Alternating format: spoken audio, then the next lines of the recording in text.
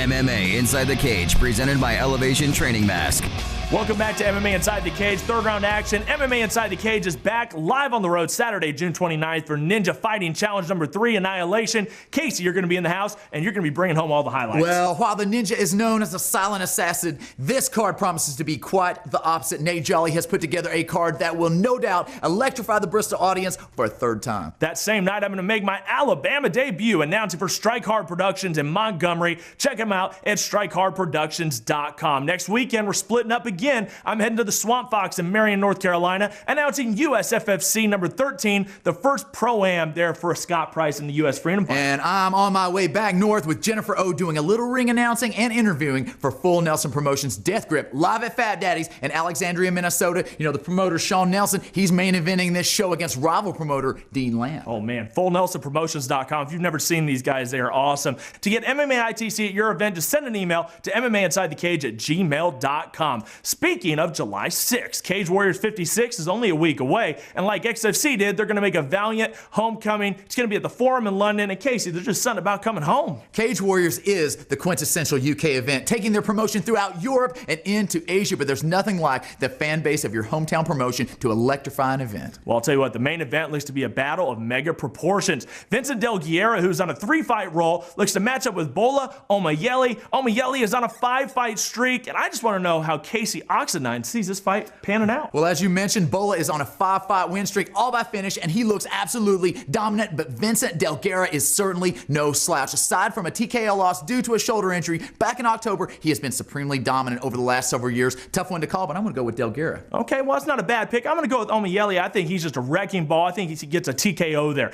Next up, co-main event where Englishmen collide. Brent Bassett throwing down with Denniston Sutherland. We have middleweights going to work, Casey. Two extremely experienced fighters that always bring a show. Both of these guys have had ups and downs in their careers, and this is their chance to step out of the shadows. I think Sutherland will have a little too much for Bassett in this one. I'm going to take Bassett in this one. I think it's going to be a great fight, though. Can't wait to see what happens here. Next fight, a little crazy, as you have a guy in Brett Seislin who has faced up against Sutherland and Bassett in the past. He's going to take on Fabio Ferrari, who definitely wins the name competition. That's an awesome name. Who actually wins the fight, though? Both of these guys are rebounding from losses. Seislin was actually stopped, which can affect a fighter's head. Going to go with Ferrari for that reason. Well, I'm going to go with Seislin rebounding off that loss to Sutherland. Another TKO for Seislin in the second round. That's what I think. Final fight to predict. Brad the Crazy Kid Wheeler matching up against Jason Coolidge at lightweight. Who takes it home? Well, it's the Animal versus the Crazy Kid. Two guys with tons of energy, and both are 1-1 in 2013. Brad Wheeler dropped a close split decision loss in his last outing, and I think he will be hungry to rebound. So you got Wheeler.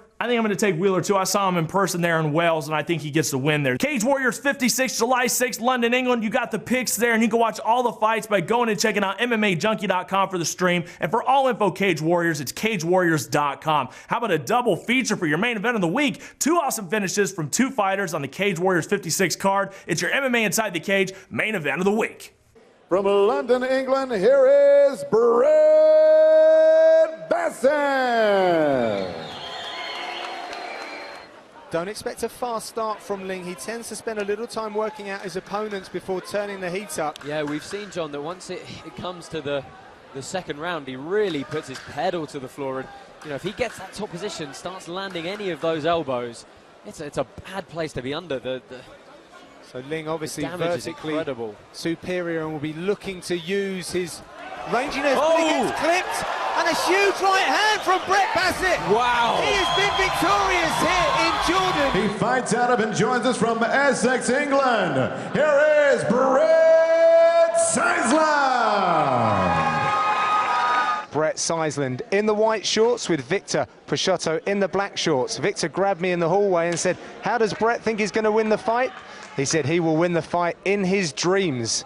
So a real statement there from the Portuguese fighter. He looks incredibly relaxed as they start the fight here, hands very loose, but immediately with the clinch and looking to connect the hands for a huge double leg is Brett Seislin. That's the style that we know. Just got to protect his neck a moment here though. Peixoto looks like he thinks he's got a good grip in to start cranking, but it's going to be very hard without control of the body. Yeah, Brett Seislin, he's got very heavy hands. He always backs up his opponents, works in for the slam, gets it down to the mat, and then delivers some ground and pound. So let's see what he's going to do here. Yeah, this half guard position is where Brett Seisland can be extremely dangerous. He's got to free his head, first of all, though, to start putting those elbows to use. Of Brett Seisland, I think that Andy Newell is also joining him, who is an ex-British Thai boxing champion. There was some good hip movement from Peixoto, but Brett Seisland has managed to step to mount, and he's looking to really unleash some ground and pound. Look at the elevation he's getting on those elbows, really slamming them down from heights to get maximum power. Oh, big shots now from Brett Seisland. Peixoto's going to have to look to really start moving. Seisland on his way to make short work of Peixoto. Well, the feet...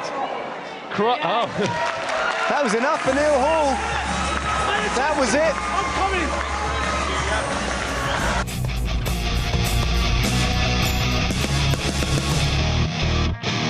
Fighters, promoters, fans, get hooked up.